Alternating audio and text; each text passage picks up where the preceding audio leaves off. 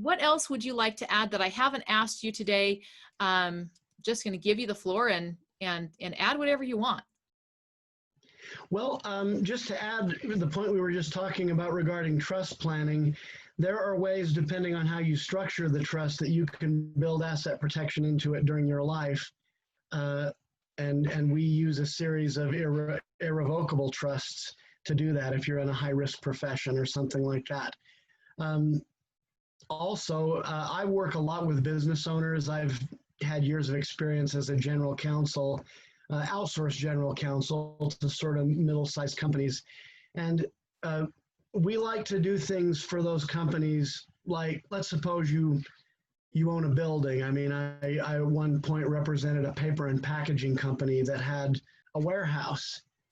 We're going to put that company in a separate legal entity from the business, and the company is going to pay rent on that building to the holding company that has the building. And we're going to set it up that way because there are significant asset protection values that go along with having those two portions of the business held in separate entities with separate functions.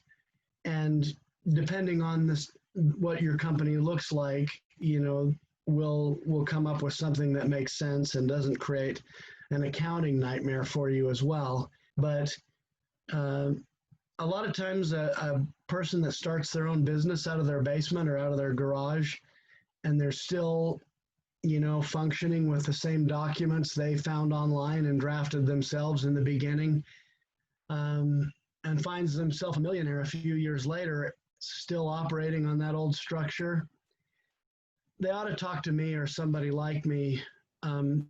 You got a lot more at stake now than you did then, and it's probably time to think about that. If you decide to take action toward asset protection when you're already being sued or litigation is hanging over your head, the courts take kind of a dim view of doing asset protection planning at that point. I'm not saying you shouldn't or that it wouldn't work, but it's less powerful than if you do it sort of in the ordinary course of business.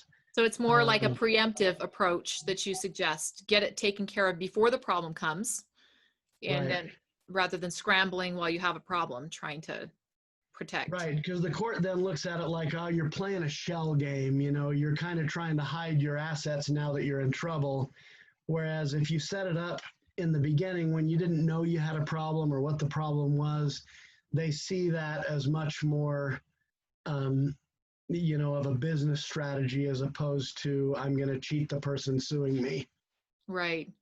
Well, thank you so much, Jeff. All great information.